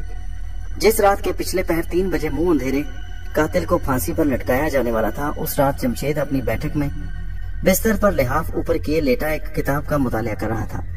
پڑھتے پڑھتے اس پر غنودگی طاری ہونے لگی۔ بستر پر لیٹنے سے پہلے اس نے بیٹھک کے دروازے اور کھڑکی کو اچھی طرح سے بند کر کے کنڈیاں لگا دی تھی۔ اس نے سرہانے کے نیچے سے گھڑی نکال کر وقت دیکھا، رات کے ٹھیک 2:45 بج رہے تھے۔ جمشید کو خودکشی والے واقعے کے بعد رات کو نیند نہیں آتی تھی اور وہ دیر تک پڑھتا رہتا اور خوفزدہ رہتا تھا۔ اس لمحے اس پر غنودگی طاری ہونے لگی۔ گھڑی پر وقت دینے کے بعد اس نے کتاب ایک طرف رکھ کر ٹیبل لیمپ بجھا دیا اور لحاف میں گھس کر آنکھیں بند کر لی۔ وہ بڑا خوش تھا کہ آخر اسے نیند آ گئی۔ وہ ابھی نیند اور بیداری کے درمیان میں ہی تھا کہ اچانک اسے جھٹکا لگا۔ اس نے لحاف پرے ہٹایا اور اندھیرے میں آنکھیں کھول کر دیکھنے لگا۔ وہ سمجھ گیا تھا کہ اس کے ساتھ کیا ہونے والا ہے۔ سخت سردی میں بھی اسے خوف کے مارے پسینہ آ گیا۔ اسے دوسرا جھٹکا لگا اور پھر اس کے ذہن کی ساری یادداشتیں، اپنی ساری شناخت اور اپنے سارے احساسات غائب ہو گئے۔ اس نے دیکھا کہ وہ دھند کی ایک پتلی سی لہر بن کر لحاف میں سے باہر نکلا ہے۔ اس وقت وہ عامل جمشید نہیں تھا، کوئی اور ہی شخص تھا۔ یہی وجہ تھی کہ اسے کسی قسم کا کوئی خوف، ڈر یا حیرانی محسوس نہیں ہو رہی تھی۔ وہ کسی قسم کی مزاحمت بھی نہیں کر رہا تھا، جیسے وہ خود اپنے آپ سب کچھ کر رہا تھا اور چاہتا تھا کہ ایسا ہو۔ دھند کی پتلی لہر بند دروازے میں سے باہر نکل کر سرد تاریک رات کے اندھیرے میں ایک طرف سفر کرنے لگی۔ جمشید اپنی شناخت بھول چکا تھا۔ کوئی طاقت اسے کسی طرف لیے جا رہی تھی اور وہ چلا جا رہا تھا، مگر وہ سب کچھ دیکھ سکتا تھا، محسوس کر رہا تھا۔ اس کے انسانی محسوسات اس کے جسم کے اندر بیدار تھے، مگر یہ جمشید کے نہیں تھے، یہ کسی اور ہی کے محسوسات تھے۔ اس نے دیکھا کہ وہ شہر کی ایک سڑک پر نیچے آنے لگا۔ وہ دھند کی لہر کی شکل میں سڑک پر آ گیا۔ اس کے سامنے ایک عمارت تھی جس کا آہنی گیٹ بند تھا۔ عمارت پر سناٹا چھایا ہوا تھا۔ گیٹ کے اوپر بتی جل رہی تھی جس کے نیچے سینٹرل جیل لکھا ہوا تھا۔ جمشید دھند کی شکل میں بند گیٹ میں سے گزر گیا۔ آگے درختوں کے درمیان چھوٹا سا راستہ بنا تھا جس کے دونوں جانب مسلح گارڈ پہرے پر کھڑے تھے۔ دھند کی لہر ان کے اوپر سے ہو کر نکل گئی۔ کوئی طلسمی طاقت دھند کی لہر کو کسی خاص طرف لے جا رہی تھی۔ جمشید یہ سب کچھ دیکھ رہا تھا اور اس پر کسی قسم کا رد عمل نہیں تھا۔ نہ وہ خوش تھا نہ پریشان، بس اپنے آپ ہوا میں تیرتا چلا جا رہا تھا۔ آگے ایک کھلی جگہ آ گئی، یہاں برآمدہ تھا جس پر آہنی سلاخوں کے چوکھٹے چڑھے ہوئے تھے۔ یہاں بھی ایک جانب مسلح گارڈ موجود تھے۔ جمشید برآمدے کی سلاخوں میں سے گزر گیا۔ برآمدے کی دوسری جانب بھی آہنی سلاخیں لگی تھیں، وہ اس میں سے بھی گزر گیا۔ سامنے ایک بہت بڑے درخت کے نیچے ایک بیرک تھی۔ بیرک کے دروازے پر بھی آہنی گیٹ تھا جو بند تھا اور باہر 2 سپاہی پہرا دے رہے تھے۔ جمشید دھند کی نظر نہ آنے والی لہر کی شکل میں بیرک کے دروازے میں داخل ہو گیا۔ آگے آمنے سامنے 3-4 کوٹلیاں بنی ہوئی تھی جن کے سلاخدار آہنی دروازے بند تھے۔ درمیان میں چھوٹی سی راہداری تھی۔ اس راہداری میں بھی ہر کوٹلی کے باہر ایک ایک مسلح سپاہی پہرے پر کھڑا تھا۔ ہر طرف موت کا سناٹا چھایا تھا، مسلح سپاہی بھی خاموش تھے۔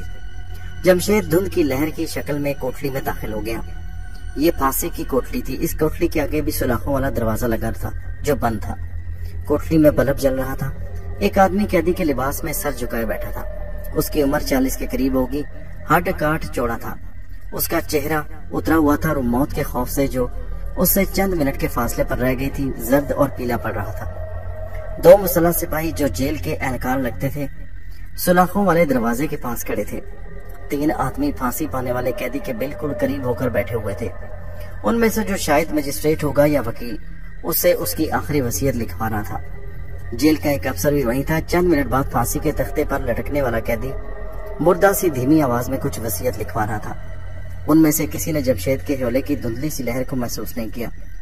دھند کی یہ لہر پھانسی پانے والے بدنصیب انسان کے سر کے اوپر 2 سیکنڈ چکر لگاتی رہی، پھر اس کے سر میں داخل ہو گئی۔ جیسے ہی دھند کی لہر قیدی کے سر میں داخل ہوئی، اس کو ایک ہلکا جھٹکا لگا۔ وہاں بیٹھے ہوئے ہر آدمی نے یہی سمجھا کہ موت کے خوف کی وجہ سے ایسا ہوا۔ پھانسی کے قیدی نے اس کے بعد اپنے اندر کوئی تبدیلی محسوس نہ کی، کیونکہ اس کے اندر کسی قسم کی کوئی تبدیلی واقع نہیں تھی۔ تبدیلی اگر ہوتی تو بس اتنی ہوتی کہ موت کے قیدی کا خوف اب اس کے اندر داخل جمشید کا خوف بن چکا تھا۔ اب موت کے خوف سے جمشید کا دل بیٹھا جا رہا تھا، کیونکہ پھانسی پانے والے جذبات احساسات اب جمشید کے جذبات میں بدل چکے تھے۔ موت کی جو دہشت پھانسی پانے والے اصل مجرم نے محسوس کر لی تھی، وہ اب جمشید محسوس کر رہا تھا۔ اس تبدیلی کے ساتھ ہی جمشید کی یادداشت واپس آ گئی۔ وہ سمجھ گیا تھا کہ اس کے ساتھ کیا ہوا اور کیا ہونے والا ہے۔ وہ یہ بھی جان گیا تھا کہ وہ ایک پھانسی کے تختے پر لٹکنے والے قیدی کے جسم میں داخل ہو چکا ہے، اور پھانسی کے پھندے سے دم گھٹ کر مرنے کی ساری تکلیف وہ خود برداشت کرے گا، اور یہ کام افریتی ڈائن کا تھا، اور وہ جمشید سے اپنی پھانسی کا بدلہ لے رہی تھی۔ عامل جمشید یہی محسوس کر رہا تھا کہ اسے پھانسی ملنے والی ہے۔ اس پر موت کی وہی دہشت اور خوف طاری تھا جو اس کا دل پر طاری ہوتا ہے، جس کو چند لمحوں کے بعد پھانسی ملنے والی ہو۔ پھانسی کی کوٹری کے دروازے پر جیل کا سپرنٹینڈنٹ اور پولیس افسر خاموشی سے آ کر رک گئے۔ جیل کے سپرنٹینڈنٹ نے آہستہ سے کہا، وقت ہو گیا، اور اس کے ساتھ ہی موت کے قیدی کو دو آدمیوں نے بازو سے تھاما اور اسے لے کر پھانسی گھاٹ کی طرف چل پڑے۔ عامل جمشید کو بالکل یہی لگ رہا تھا کہ اسے پھانسی گھاٹ کی طرف لے جایا جا رہا تھا۔ خوف کے مارے اس کے قدم ایک بار لڑکھڑائے۔ اس کے ساتھ جو آدمی چل رہے تھے انہوں نے اسے سہارا دے کر آگے بڑھایا۔ پھانسی گھاٹ میں اس نے پھانسی کے پھندے اور جلاد کو دیکھا تو اس پر جیسے نزع کی حالت طاری ہو گئی۔ اس کا دل اتنی تیزی سے دھڑکنے لگا جیسے ابھی پھٹ جائے گا۔ اسے پھانسی کے تختے پر لا کر کھڑا کر دیا گیا۔ جمشید چلا کر کہنا چاہتا تھا کہ میں قاتل نہیں، مجھے پھانسی پر نہ لٹکاؤ، مگر وہ بول نہیں سکتا تھا۔ تختے پر ایک خاص جگہ پر کھڑا کر کے اس کے دونوں پاؤں جوڑ کر رسی سے باندھ دیے گئے۔ اس کے ہاتھ بھی پیچھے باندھ دیے گئے۔ ساری کارروائی بڑی جلدی جلدی ہو رہی تھی۔ جلاد نے جمشید کے منہ پر کالا نقاب ڈال کر اس کی گردن میں پھانسی کا پھندا ڈال دیا۔ جمشید کو اپنا دم گھٹتا محسوس ہوا۔ اس کے فوراً بعد اس کے پاؤں کے نیچے سے تختہ کھسک گیا۔ وہ نیچے کنویں میں گرا اور گرتے ہی اسے زبردست جھٹکا لگا اور اس کی بعد اندھیرا چھا گیا۔ اگرچہ وہ ایک مردے کے بے جان جسم کے اندر تھا، مگر وہ دیکھ سکتا تھا، سن سکتا تھا، صرف بول نہیں سکتا تھا۔ وہ پھانسی کی موت کی اذیت سے گزر چکا تھا۔ اس نے اپنے آپ مردے کے جسم سے باہر آتا محسوس کیا۔ مرے ہوئے آدمی کے جسم سے وہ دھوئیں کی سفید لہر کی شکل میں باہر آیا۔ اب وہ قبر کی تاریکی میں تھا۔ اس نے اپنا بلند کیا تو وہ قبر سے باہر نکل آیا۔ قبر سے باہر آتے ہی اس نے اپنے مکان کا رخ کیا۔ کوئی غیبی طاقت اسے واپس اڑائے لیے جا رہی تھی، اور وہ زمین سے کافی بلندی پر تھا۔ اس کی رفتار بھی تیز تھی۔ کچھ دیر بعد وہ اپنے مکان کی چھت پر آ گیا۔ دن کی روشنی چاروں طرف پھیل چکی تھی۔ وہ چھت پر سے نیچے دلان میں آیا تو اس نے دیکھا کہ اس کا ملازم عبدل کچن میں ناشتہ وغیرہ تیار کر رہا تھا۔ وہ خاموشی سے اپنی بیٹھک میں آ گیا۔ اس نے دیکھا کہ اس کا جسم بستر پر اسی طرح پڑا تھا جس طرح اسے چھوڑ گیا تھا۔ اس کا جسم بے حس و حرکت تھا، جیسے گہری نیند سو رہا ہو۔ وہ اپنے جسم میں داخل ہو گیا۔ جسم میں داخل ہوتے اس کی آنکھ کھل گئی۔ وہ اٹھ کر بیٹھ گیا، اور وہ جس اذیت سے گزرا تھا اس کا ایک ایک لمحہ اسے اچھی طرح یاد تھا۔ وہ پوری طرح سے افریدی ڈائن کے انتقام کی زد میں آ چکا تھا۔ اس کو ایسی حقیقت احساس تھا کہ افریدی ڈائن اس سے بہت خوفناک انتقام لے رہی ہے، اور اس کا سیبی سایہ اس کے پیچھے لگا ہے، اور وہ اسے کسی المناک موت کی اذیت سے پھر گزارے گا۔ عامل جمشید کے پاس افریدی ڈائن اور نستور جادوگر کی آسیبی طاقتوں کا توڑ نہیں تھا۔ وہ ان کی شیطانی طاقتوں کے جال میں پوری طرح پھنس چکا تھا۔ وہ اس جال کو توڑ کر نکل جانا چاہتا تھا، مگر اسے کوئی راستہ نہیں نظر آ رہا تھا۔ صرف آرتی اس کی مدد کر سکتی تھی، لیکن جب تک آرتی کے اس جنم کا چکر پورا نہیں ہو جاتا وہ انسانوں کی دنیا میں آ کر اس سے نہیں مل سکتی تھی۔ یہ خیال کر کے عامل جمشید کی آنکھوں میں آنسو آ گئے کہ ساری دنیا میں اس کا کوئی مددگار نہیں، اور وہ مکمل طور پر نستور اور افریدی ڈائن کی آسیبی طاقتوں کے رحم و کرم پر ہے۔ نستور اور افریدی ڈائن مجبوری کی وجہ سے خود تو انسانوں کی دنیا میں نہیں آ سکتے تھے، لیکن افریدی ڈائن نے اپنا آسیبی سایہ عامل جمشید کے پیچھے لگا دیا، جو اس کے اشارے پر جمشید کو طرح طرح کے جسمانی اور ذہنی عذابوں میں سے گزار رہا تھا۔ اتنے میں ملازم عبدل کمرے میں ناشتہ لے کر آ گیا۔ اس نے ناشتہ رکھا اور الٹے پاؤں واپس چلا گیا۔ عامل جمشید ناشتہ کرنے لگا تو اسے محسوس ہوا کہ اسے بھوک بالکل نہیں۔ وہ اٹھ کر غسل خانے میں منہ ہاتھ دھونے چلا گیا۔ منہ ہاتھ دھو کر واپس آیا اور تھوڑا بہت ناشتہ کر کے اپنے اڈے پر بیٹھ گیا اور کالے جادو کی ایک پرانی کتاب کھول کر اس کا مطالعہ کرنے لگا۔ وہ کالے جادو کے قدیم ٹونے ٹوٹکوں میں سے کوئی ایسا منتر تلاش کرنے میں کی کوشش کر رہا تھا جس سے اس کو افریدی ڈائن کے آسیبی سائے سے نجات مل جائے، کیونکہ انسانوں کی دنیا میں یہی آسیبی سایہ اس کا سب سے بڑا دشمن تھا۔ آخر اسے ایک منتر مل گیا۔ سینکڑوں برس پہلے آتش پرست جادوگر اس منتر کو پڑھ کر بدروحوں کو قابو کیا کرتے۔ عامل جمشید نے منتر کو پوری تفصیل کے ساتھ پڑھا اور اچھی طرح سے یاد کر لیا۔ یہ منتر کسی ویران جگہ پر رات کی تاریکی میں بیٹھ کر پڑھا جاتا۔ عامل جمشید اب رات ہونے کا انتظار کرنے لگا۔ جب رات ہو گئی تو اسے شہر سے باہر ایک غیر آباد اور ویران علاقے میں آ گیا۔ یہاں برگد کا ایک بہت پرانا درخت تھا۔ یہ درخت سینکڑوں برس پرانا تھا اور اس کی جڑیں زمین سے باہر نکلی ہوئی تھیں اور شاخیں زمین کو چھو رہی تھیں۔ یہ واقعی بڑا ڈراؤنا درخت تھا، مگر عامل جمشید ان چیزوں سے کبھی ڈرا نہیں۔ وہ زندگی میں اس قسم کے چلے کئی بار کر چکا تھا۔ وہ درخت کے قریب ہی سوکھی گھاس پر بیٹھ گیا اور اس نے منتر پڑھنا شروع کر دیا۔ اس کے ارد گرد رات کی تاریکی تھی۔ خاموشی اتنی گہری تھی کہ ایسا لگتا وہ کسی قبرستان میں بیٹھا ہے۔ آصف سے نجات کا چلہ کرنے کے لیے اسے ایسی ہی جگہ کی ضرورت تھی۔ کالے جادوگر کا منتر اسے 1000 بار پڑھنا تھا۔ 100 بار منتر پڑھنے کے بعد عامل جمشید اپنی ہاتھ کی ایک انگلی بند کر لیتا۔ جب وہ 900 مرتبہ منتر پڑھ چکا تو اسے ایک پراسرار سی آواز سنائی دی۔ اس نے آنکھیں بند نہیں کی ہوئی تھی۔ اندھیرے میں اسے دکھائی تو کچھ نہ دیا، لیکن اسے اندازہ ہو گیا کہ پراسرار آواز جو قدموں کی آہٹ سے ملتی جلتی تھی اس کی بائیں جانب سے آ رہی تھی، جیسے کوئی سوکھی گھاس پر قدم رکھتا چلا آ رہا ہو۔ عامل جمشید نے کالے جادو کے منتر کا جاپ جاری رکھا۔ جب وہ منتر کی 950 کی گنتی پر پہنچا تو ہلکی سی چیخ کی آواز کے ساتھ کوئی چیز درخت کی شاخوں میں سے دھپ سے نیچے گری۔ جمشید منتر بھی پڑھتا رہا اور آنکھیں کھول کر برگد کے دیو قامت قدیم درخت کے نیچے بھی دیکھتا رہا۔ اسے اندھیرے میں درخت کے نیچے کچھ دکھائی نہ دیا۔ ابھی چلے کے منتر پورے ختم نہیں ہوئے تھے کہ اس کا جسم اپنے آپ آگے پیچھے ہلنے لگا۔ اس نے اپنے جسم کو روکنے کی بہت کوشش کی مگر کامیاب نہ ہو سکا۔ اس کا جسم آگے برابر پیچھے ہو رہا تھا۔ آخر وہ کالے جادو کا عامل تھا اور آتش پرست خاندان سے تھا۔ سمجھ گیا کہ افریتی ڈائن کے آصف نے جوابی کارروائی شروع کر دی، مگر وہ بالکل نہ گھبرایا اور جلدی جلدی منتر پڑھنے لگا۔ جلدی سے جلدی چلا پورا کرنا چاہتا تھا۔ جب 1000 کی گنتی میں 10 ہندسے باقی رہ گئے تو اچانک جیسے کسی شیطانی طاقت نے اسے زمین سے 5 فٹ اوپر اٹھا کر زمین پر پھینک دیا۔ زمین پر گرتے ہی عامل جمشید کو کچھ ہوش نہ رہا۔ جب اسے ہوش آیا تو اس نے دیکھا کہ وہ ایک اونچی چھت والے بند کمرے کے پتھریلے فرش پر بالکل سیدھا پڑا ہے۔ چھت کے پاس دیوار کے محرابی روشن دان میں سے زرد چاند کی پھیکی کرنیں اندر آ رہی ہیں۔ ان کرنوں کی مدھم روشنی میں جمشید کو چھت کے ساتھ کچھ جالے لٹکتے نظر آئے۔ اٹھ کر بیٹھ گیا۔ اس کا سر بوجھل بوجھل سا ہو رہا تھا مگر اس کے ہوش و حواس قائم تھے۔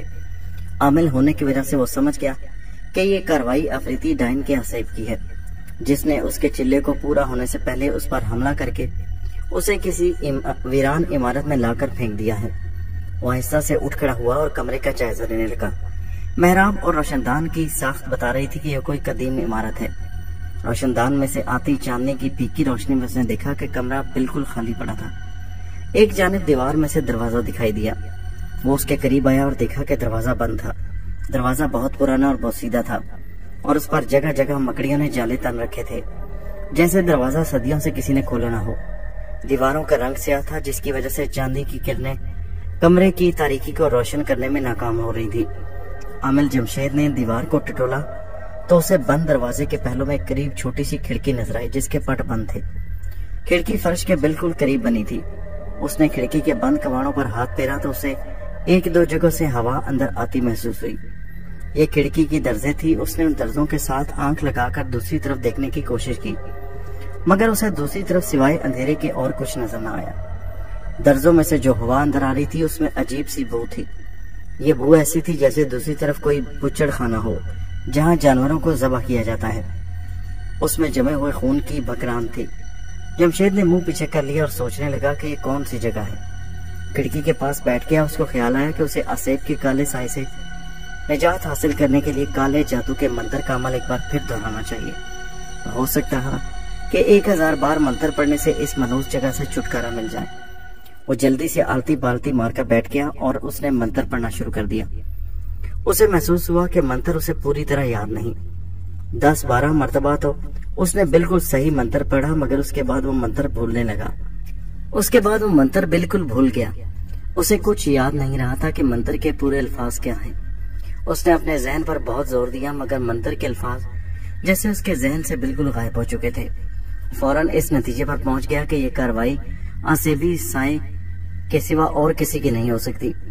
افریتی ڈائن کے آصف نے اس کے دماغ سے منتر کے الفاظ غائب کر دیے اور اب وہ اس کے رحم و کرم پر ہے، خود کچھ نہیں کر سکتا۔